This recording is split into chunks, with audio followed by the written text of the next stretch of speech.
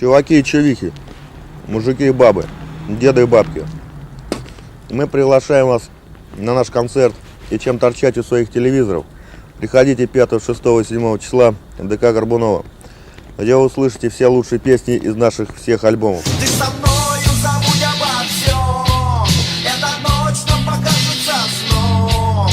Грязные, потные, рваные, вонючие носки. И мертвый месяц еле освещает путь. Полагаю, мало кто станет оспаривать тот факт, что воронежская группа «Сектор Газа» получила статус легендарной еще при жизни ее отца-основателя Юрия Николаевича Клинских. И это при том, что «Сектор» практически никогда не был коллективом единомышленников. Начиная с самого 1991 года Юрий писал альбомы с гитаристом группы Рондо Игорем Жирновым, а музыканты, за редким исключением, сопровождали своего лидера лишь на гастролях.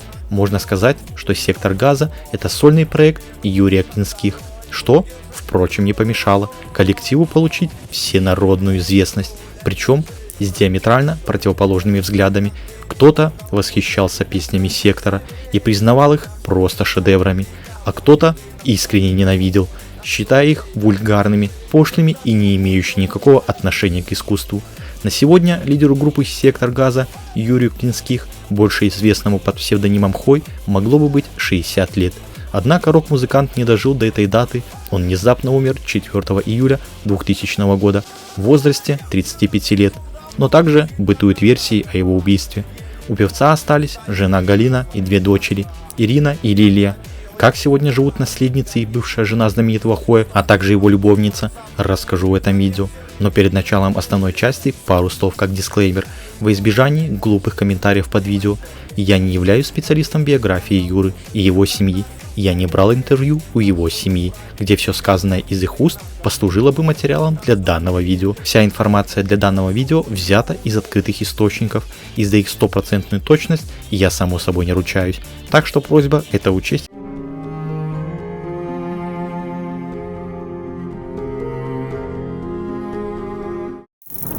Юрий Хой официально был женат лишь однажды. С супругой Галиной он познакомился в деревне.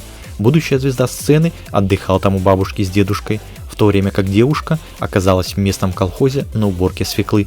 Вот такая была практика тогда в ПТУ. Юрий и Галина начали вместе гулять, а когда она не хотела идти, Юрий пел ей песни под гитару. Одну из песен она помнит до сих пор. Именно эта песня под названием «Милая» была опубликована в 2015 году в альбоме «Вой на Луну». Хой сочинил ее еще до армии, и она навсегда запала в душу Галине. Кроме этого, имя жены звучит и в другой композиции Клинских под названием «Ночь перед Рождеством». После прогулок и песен летними вечерами у пары закрутился роман. По словам Галины, он был скромный, добрый и совсем не умел ухаживать. Вскоре Юрия забрали в армию на Дальний Восток, а она ждала его прихода и писала письма. После возвращения Юрия из армии они сыграли свадьбу в Воронеже. Свадьба прошла, как и у всех простых советских граждан. Юрий устроился на работу в ГАИ, и вскоре у них в 1986 году родилась дочь Ирина, а в 1995 году у них родилась вторая дочь Лилия. Юрий очень любил своих детей и как мог заботился о них. Однако назвать этот семейный союз идеальным вряд ли можно было. Разгульный образ жизни и постоянные гастроли лидера «Сектора Газа» то и дело провоцировали конфликты между супругами. За несколько лет до смерти Клинских у певца появилась молодая любовница Ольга Самарина, от которой он то уходил, то снова возвращался. Когда у Юрия появилась любовница, Галина предложила развестись, но он не согласился. Хой не собирался бросать жену и детей. К счастью, в свой любовный треугольник Хой никогда не втягивал детей. Что касается дочерей, Юрий проявлял себя как заботливый и внимательный отец. Когда он приезжал, это всегда было для нас событием. Мы очень ждали. Каждый приезд папы заканчивался семейными прогулками, покупками, было весело и интересно, вспоминала старшая наследница артиста. Дома Юрий был абсолютно не таким, как на сцене. При дочках и жене бунтарь Хой никогда не ругался матом. Я всегда поражалась, насколько энергетика на концертах у отца была бешеная. Люди его чувствовали и думали, что он такой и в жизни, но нет, он был совершенно другим. Просто у него сложился такой сценический образ, уверяет Ирина. Клинских не стало, когда ей было всего 13 лет, а Лилии 5. Страшную новость девочки узнали, находясь в гостях у бабушки. В тот день я была сама не своя. Весь день плакала, как будто чувствовала, что-то произойдет. У нас в поселке был пятачок, где собирались все ребята гулять, играть, кататься. На этом месте я ждала папу. Он должен был приехать в тот день. Его все не было и не было. Ближе к ночи я увидела машину, но из нее вышел не отец, а звукорежиссер «Сектора газа» Андрей Дельцов и жена папиного брата. Они в обычной жизни никак не могли пересекаться, поэтому я как-то сразу поняла, что случилось, вспоминала Ирина в интервью. Подростку смерть отца нанесла сильную травму. Девочка даже на время забросила школу. Полгода втайне от мамы она прогуливала уроки. Классному руководителю пришлось привлекать вдову Хоя, чтобы решить проблему. Кстати, сама Галина Клинских после смерти супруга замуж так и не вышла. И до сих пор хранит сценические костюмы мужа в память о нем. Проживает на данный момент с младшей дочерью Лилией. Обе дочери помогают маме. Вдова музыканта не собирается больше выходить замуж. Она любила лишь одного мужчину в своей жизни и осталась ему верна. Галина активно участвует в воспитании своего внука. Она не работает и занимается домашними делами, получает часть авторских отчислений мужа и помощь дочерей. Но перед тем, как перейти к дочкам Хоя, я бы хотел рассказать также о такой женщине, как Ольга Самарина, которая хоть и не являлась законной женой Юры, но сыграла важную и, возможно, ту самую роковую роль в его действительно короткой жизни. И была с Юрой в последние минуты его жизни. С одной стороны, Самарина действительно познакомила Юру с барменом, который и угостил музыканта той самой отравой. С другой, Хой был взрослым человеком, который все же сам делал выбор. Но в одном он никак не мог определиться. На закате дней долгое время он жил с Ольгой и вместе с тем постоянно навещал семью, словно желал вернуться к Галине. Это еще одна причина, по которой Самарину не взлюбили. Разрушила чужое семейное счастье, говорят поклонники, но при этом не перестают интересоваться, как же сложилась жизнь женщины после кончины Хоя. С Хоем Ольга познакомилась на концерте «Сектора газа» в Москве. На тот момент у 27-летнего музыканта уже была семья, жена и дети. Ольга же совсем еще юная, 16-летняя девушка из столицы, которая не прочь покутить. Несмотря на разницу в возрасте, эти двое обнаружили нечто притягательное друг в друге. Нам просто было хорошо вместе. Мы оба были раздолбаями, на одной волне плыли. Правда, Юрка бабами был избалован, жестоко тусил с ними поначалу, рассказывала в своем интервью Ольга. Многие считают, что именно она разрушила семейное счастье Юрия и Галины. Сама Самарина утверждает, Хой и без нее изменял своей жене. Когда лидера сектора газа не стало, Ольгу начали обвинять во всех смертных грехах. Многие по сей день уверены, что именно она виновата в кончине Хоя, и что без нее жизнь Юрия сложилась бы совершенно иначе.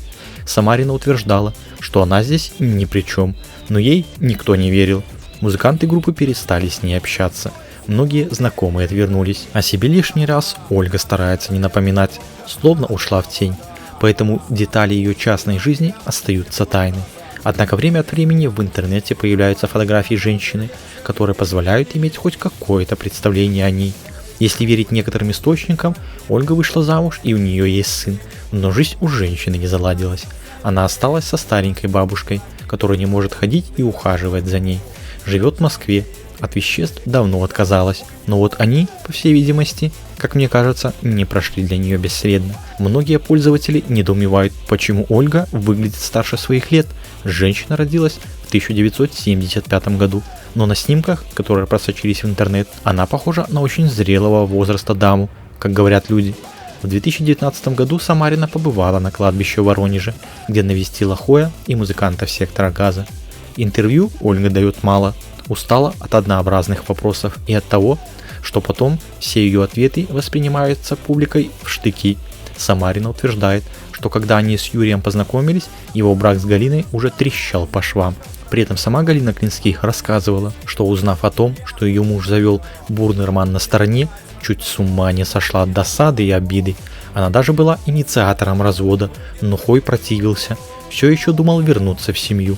Публика не любит Самарину, ее винят в гибели Хоя.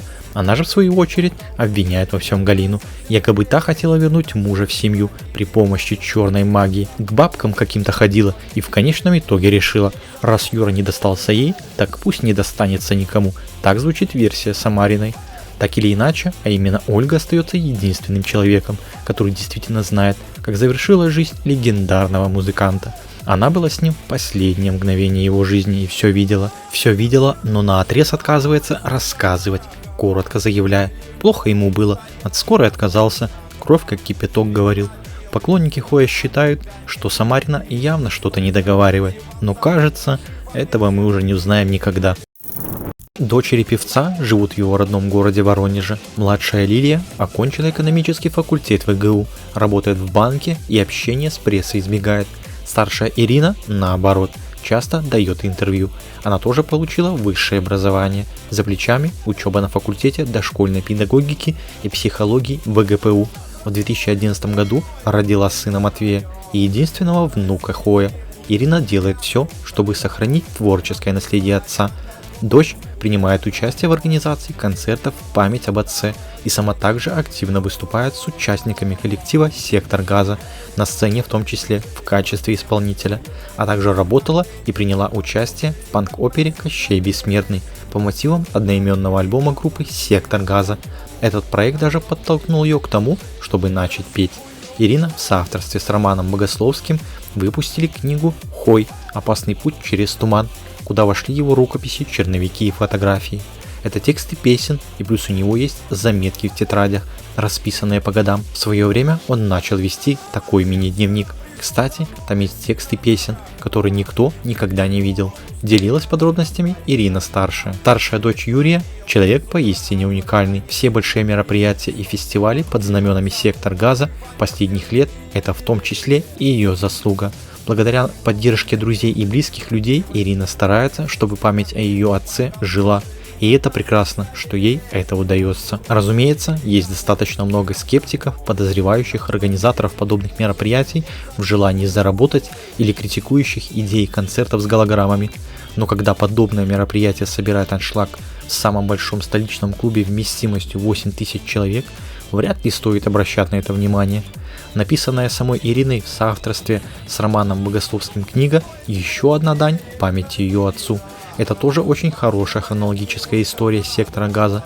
Читателю дается уникальная возможность понять, как творчество Юрия оценивает один из самых родных ему людей – его дочь. С этой точки зрения «Опасный путь через туман» особенно интересен. К сожалению, данная книга вышла всего лишь спустя несколько месяцев после книги Дениса Ступникова «Юрий Хой и группа «Сектор газа». Возможно, поэтому она хоть и произвела приятное впечатление, но все же не столь сильно, как работа Ступникова. Тем не менее, работу Ирины Клинских можно смело рекомендовать к ознакомлению. В ней вы найдете немало интересного, если вы ценитель творчества Юрия. Старшая наследница Хоя была замужем, но развелась и теперь воспитывает сына Матвея одна. Она уверяет, что мальчик, несмотря на юный возраст, прекрасно знаком с творчеством своего дедушки и даже подумает взять его фамилию. Матвей сам проявил инициативу, я не давлю на него, но была бы рада, если бы фамилия Клинских продолжила жить, говорит Ирина. Ты со мною забудь обо всем. Эта ночь нам покажется сном. И мертвый месяц еле освещает путь. Вся милиция, находящаяся в зале, срочно оцепить ДК «Юбилейный», так как только что стреляли в Игоря Талькова. За кулисами был выстрел в Игоря Талькова. Если есть в зале врачи из скорой помощи или любой врач, который может оказать медицинскую помощь, просьба подойти ко мне сюда на сцену. Срочно. Летний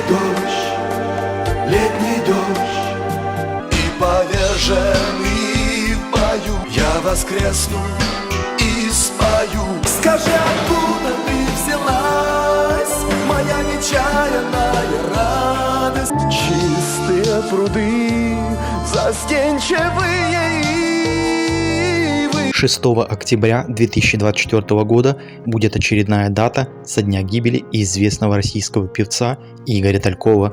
Он был застрелен в 1991 году во время одного из сборных концертов в Санкт-Петербурге.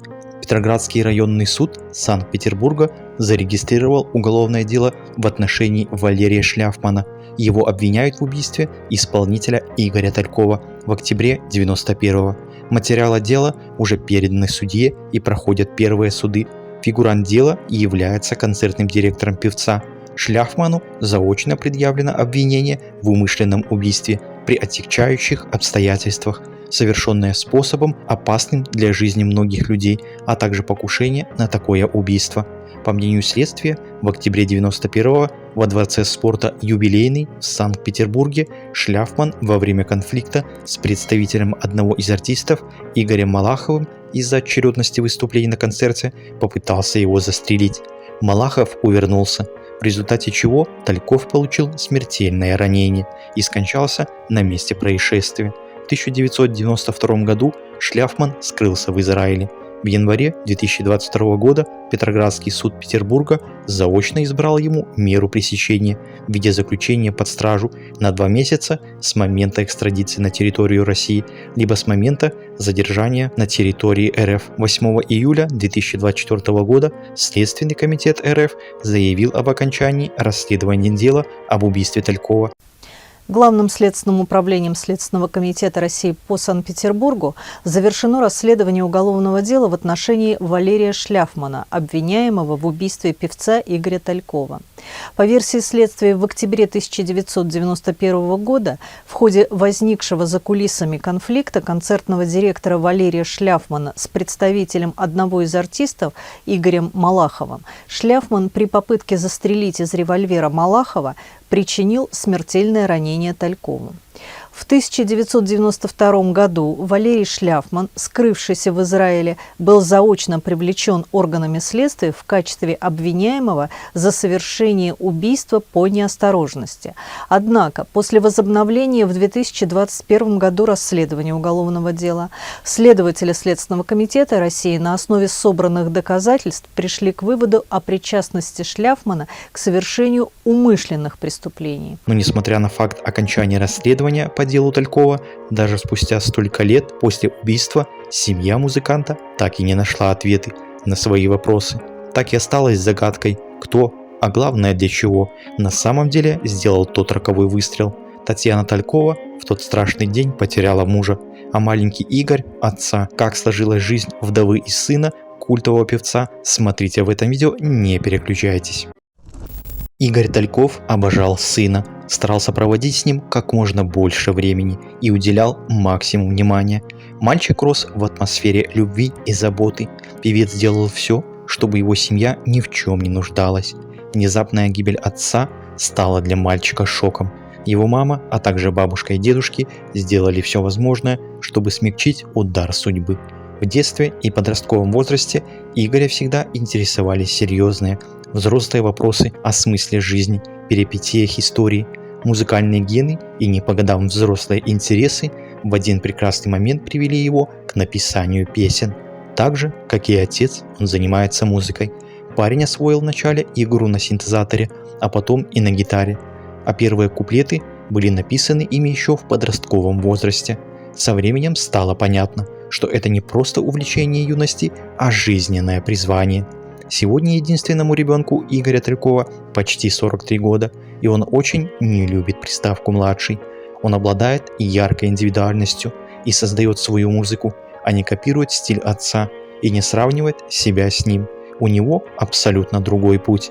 По словам Игоря Талькова-младшего, стихи и музыку он стал писать в 16 лет. Когда отец был жив, я его песни вообще не слушал, а начал прислушиваться только годам к 16, когда стал влюбляться, и меня поперло писать стихи и музыку. Первое время я жутко стеснялся их кому-то показывать. Слава отца давила. Говорят же, что природа на детях талантливых людей отдыхает, рассказывал Игорь Тальков-младший в интервью. Игорь Тальков-младший выступает как с песнями отца, так и с собственным творчеством. Каждый год, 6 октября, в годовщину гибели родителя, он устраивает концерт у Дворца спорта «Юбилейный» в Санкт-Петербурге. Игорь Тальков-младший до сих пор верит, что смерть его отца не случайна. Убежден на все 100, что это было заказное убийство за огромные деньги, а не пьяная потасовка. Я встречался с человеком, который был водителем скорой помощи в то время. Так вот, он мне сказал, все наряды знали, из Питерского дворца спорта «Юбилейный» поступали звонки, что там стреляли в Игоря Талькова, но был дан приказ ни одной машины на помощь не выезжать, делился музыкант мнением с журналистами. У сына советского рок-музыканта на счету 1 альбом. В дальнейшем он отказался от этой практики и все свои новые песни сразу выкладывает в интернет и признавался в интервью, что материала хватило бы и на 5 альбомов. У него есть несколько музыкальных наград от Московской рок-лаборатории «Рок-Дом» и независимой Петербургской премии имени Валерия Петрова. В 2009 году он создал свою группу «Мир и мир». Само название отражает жизненный принцип Игоря. Он принципиально не берет в руки оружие и заявил, что не пойдет воевать, даже получив повестку. Нет, мама написала, что мне пришла повестка. Вот, но я вообще терпеть не могу там что-то прятаться, там бояться кого-то, всякой фигни. Только говорю, меня никто не заставит никогда взять оружие и идти убивать или там хотя бы даже его на кого-то направлять. Мое оружие, музыка и все. На телевидении его можно увидеть в передачах, посвященных памяти отца. Больше 10 лет он дает импровизированные концерты в Питере на ступеньках дворца «Юбилейный» каждый год 6 октября. У Игоря Талькова-младшего довольно сложный характер. Все, кто с ним общался, отмечают его принципиальность и бескомпромиссность. Эти черты он унаследовал от отца, который никогда не прогибался под власть и не писал на заказ. Личная жизнь артиста насыщенная. За плечами у него 2 брака. Со второй женой есть совместная дочь Варвара, которая в данное время живет с матерью в Германии. Сейчас певец женат на Светлане Зиминой, и пара вместе воспитывает 2 сыновей – Святослава и Мирослава. К сожалению, не обошлось и без скандалов. У Талькова были проблемы с алкоголем и запрещенными веществами. Его задержали за вождение в нетрезвом виде. Но последние годы он заявил, что полностью бросил пить и ведет здоровый образ жизни. Однако в 2023 году общественность всколыхнула новость о задержании певца в Москве. С собой у него был пакет гашиша. На мужчину завели административное дело. Октябрь 1991 года навсегда останется черным в памяти Татьяны Ивановны Тальковой. Известие о гибели мужа сильно подкосило женщину. Она была в ужасном эмоциональном состоянии и нашла в себе силы жить дальше только ради маленького сына. Его воспитанию она и посвятила свою жизнь. Более 30 с лишним лет вдова Талькова не только занималась сыном, но и проводила собственное расследование. В одном из интервью женщина сказала, что подробности следствия от нее постоянно скрывались, да и знакомиться с делом толком не дали. Так и не добившись справедливости, она оставила затею с расследованием. Однако внимательно следит за всеми появившимися в прессе новостями, и, как нам известно, следствие завершено по делу Талькова. Проходит череда судов, но вдова по этому поводу не высказывалась. Но что стало известно из последних новостей? В Петроградском районном суде 12 сентября этого года по делу Валерия Шляфмана допросили вдову Игоря Талькова, Татьяну Талькову. Об этом сообщает Объединенная пресс-служба судов Петербурга. Талькова рассказала суду, что в день убийства ее супруг приехал на концерт заранее, был счастлив. В это время за кулисами уже начало происходить что-то странное. Певцу сказали, что порядок выступления артистов хотят поменять. После этого случился конфликт. После случившегося убийства очевидцы рассказали Татьяне Тальковой, что пистолет видели сначала в руках охранника Азизы Игоря Малахова, а охранник Талькова Валерий Шляфман пистолет взял уже в конце. Также Татьяна Талькова рассказала, что после инцидента Валерий Шляфман не утаивал своего намерения уехать в Израиль.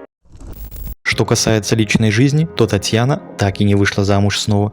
После потери мужа ей до сих пор сложно свыкнуться со статусом вдовы. Попытки наладить личную жизнь были, но по признанию самой женщины все было не то. Никто не мог заменить Игоря. Всю свою нерастраченную любовь она отдает семье, сыну и любимым внукам, в которых души не чает. Работает Талькова в сфере кино, кастинг-директором. Среди успешных проектов, на которых она работала, можно выделить «Стиляги», «Обитаемый остров» и «Большой». Изредка Татьяна Ивановна дает интервью, участвует в концертах, посвященных памяти мужа. А вот ток-шоу особо не любит, ведь на них бывает много спекуляций на слишком больной для нее теме. Вместе с сыном она старается сохранить добрую память об Игоре Талькове, но скандалы, кажется, преследуют семью. В 2019 году мать и сын подали сразу 2 иска против певицы Азизы. Ее считают причастной к смерти певца. Звезда 90-х в эфире одной из телепередач обвинила Талькова в сводничестве.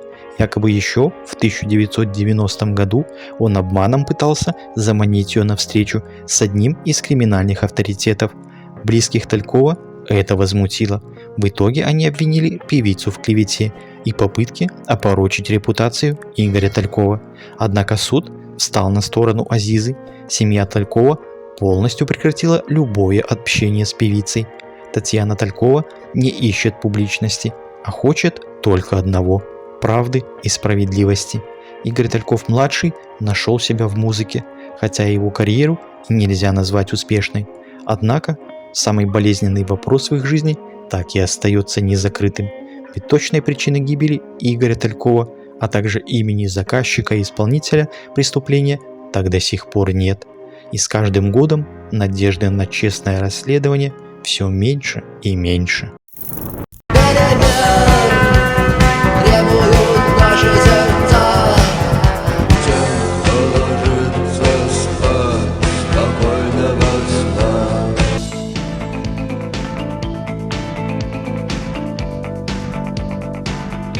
Солнце мое, взгляни на меня.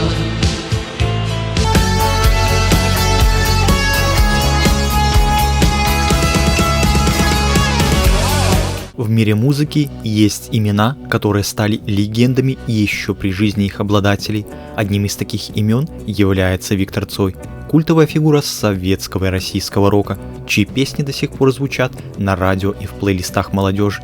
Его творчество было настолько многогранным и разнообразным, что каждый слушатель мог найти в его песнях что-то свое, близкое сердцу. Виктор Цой писал о любви, дружбе, одиночестве, поиске себя и своего места в мире, о мечтах и разочарованиях. Он был настоящим поэтом, который умел выразить самые глубокие чувства и переживания в своих композициях. Голос Виктора Цоя стал символом эпохи, а его музыка продолжает вдохновлять новое поколение музыкантов и слушателей. Он оставил после себя богатое наследие, которое будет жить еще долгие годы, а вместе с песней мы ждем перемен.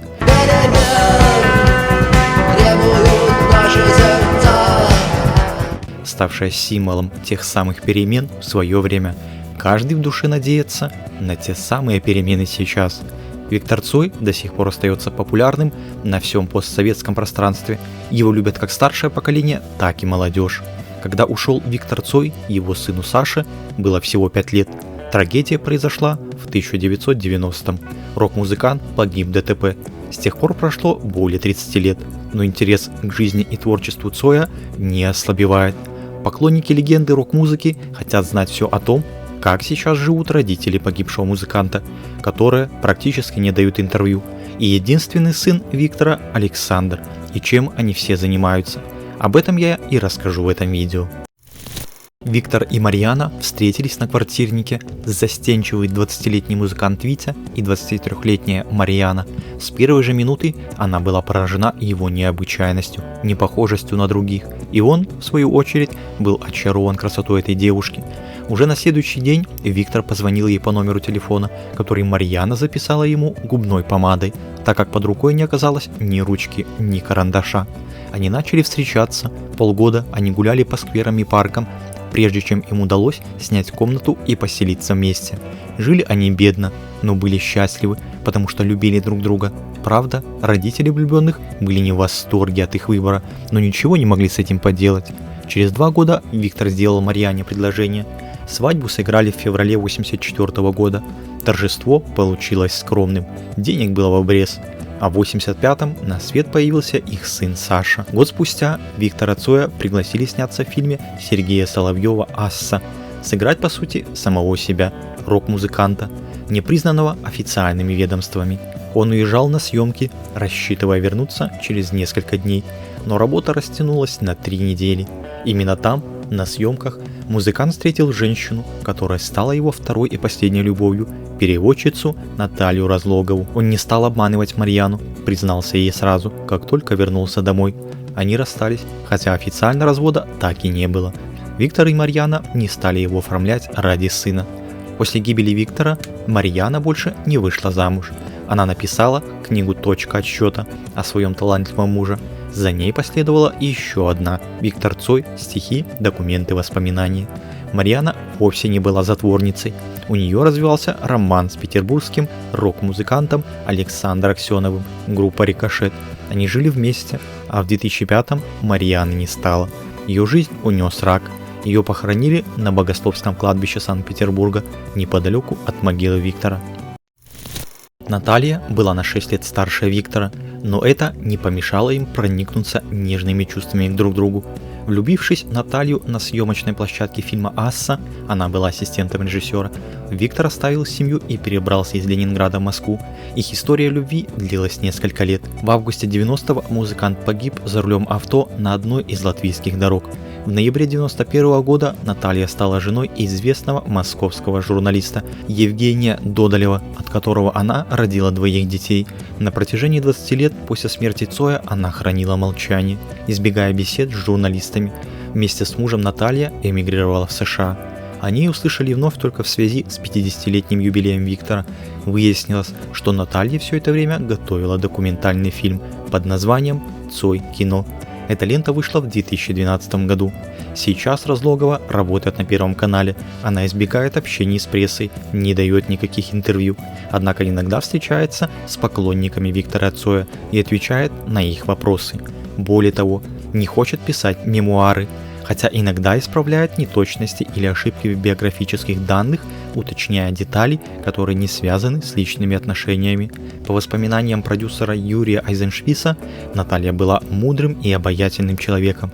Именно Разлогова сообщила ему о гибели Цоя. Виктор и Наталья были очень близки. Она много сделала для него. К сожалению, ей достались лишь воспоминания. Виктор Цой очень любил своего сына. В то роковое лето 90-го он приехал к Марьяне, чтобы забрать маленького Сашу с собой в Латвию, где он отдыхал с Натальей, и на рыбалку он хотел ехать вместе с сынишкой, но тот отказался. Виктор отправился один и разбился. В это сложно поверить, но сейчас Александру уже 39 лет. Его отец прожил всего 28. Сразу после похорон Виктора квартиру Марьяны и Саши принялись осаждать журналисты и просто любопытные. Все хотели на них посмотреть, а если повезет, и поговорить. В такой обстановке прошло детство Саши. Я окончил школу экстерном, потому что в какой-то момент просто перестал туда ходить, вспоминал Александр. Учеба в школе была для меня тяжелым опытом, и со сверстниками, и с учителями было сложно избавиться от мысли, что они воспринимают меня только как сына Виктора Цоя. По словам сына рок-звезды, он просто ненавидел школу и отказывался туда ходить. В какой-то момент он решил переехать из Санкт-Петербурга в Москву, а школу окончил экстерном. Следующим важным шагом стала смена фамилий. Цой-младший стал Молчановым, неофициально, и этот выбор много говорит о его личности. Некоторое время Саша работал редактором на телевидении. Когда скончалась его мама Марьяна, ему было всего 20 лет. Эта трагедия сильно повлияла на молодого человека, сделав его еще более замкнутым и сдержанным. Саша проводил много времени у постели больной матери, а после ее ухода стал чаще общаться с бабушкой Валентиной Васильевич Цой. С дедушкой Робертом Максимовичем у Саши отношения сложились не так гладко, но они все же поддерживают связь. Мама Виктора Цоя пережила сына на 19 лет и скончалась 29 ноября 2009 года в одной из петербургских больниц. Матери Виктора Цоя было 72 года. Валентина Васильевна за 1,5 месяца перед смертью перенесла 2 инфаркта. Ее могила расположена на Богословском кладбище в Санкт-Петербурге, недалеко от могилы Виктора Цоя. Отец Виктора, Роберт Максимович, по-прежнему живет под Санкт-Петербургом. Иногда он общается с прессой и дает интервью. Кроме того, Роберт Максимович не отказывается от общения с поклонниками Виктора. Раз в год, в день смерти музыканта, они встречаются на кладбище. Роберт Максимович рассказывал в одном из интервью, как знаменитый сын до сих пор помогает ему в жизни. Дело в том, что в 2015 году у Цоя-старшего диагностировали рак. Узнав об этом, поклонники Виктора тут же организовали сбор средств, чтобы помочь папе своего кумира. «Есть у нас актив поклонников из 10-15 человек», сказал Роберт Максимович в 2017 году в одном из интервью. «Мы с ними встречаемся каждый год в день смерти Вити на кладбище, общаемся, вспоминаем его. Вот они и организовали сбор денег мне на операцию. Очень мне помогли. Благодаря им сейчас мое здоровье в норме. А вот с внуком мы видимся редко. Он в основном живет в Москве, поэтому разговариваем по телефону. Отец легендарного музыканта заверяет, что поддержкой поклонников Виктора он никогда не злоупотребляет. Поэтому с тех пор, как его здоровье нормализовалось, никакой материальной помощи он от них не принимает. Пенсия у меня обыкновенная. Ее бы, конечно, мне не хватило, рассказывала в интервью Цой-старший. Но Витька меня до сих пор кормит. Его творчество очень ценится. Мне поступают хорошие гонорары за его музыку». Александр, вернувшись в Петербург, занялся организацией концертов и работой в ночных клубах. Однако вскоре он понял, что не может жить без музыки, как и его отец. Александр начал играть на гитаре, сначала в группе Parabellum, а затем организовал свой собственный коллектив, который назвал «Ронин». В 2017 году Александр Цой и гитарист группы «Кино» Юрий Каспарян представили публике композицию «Шепот», написанную Александром еще 18 лет.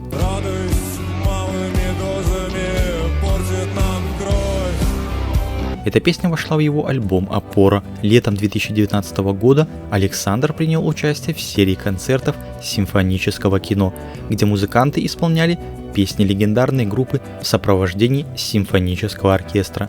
Сын Цоя выступил в этом шоу в качестве продюсера, а также подготовил видеоролики, которые демонстрировались во время концертов.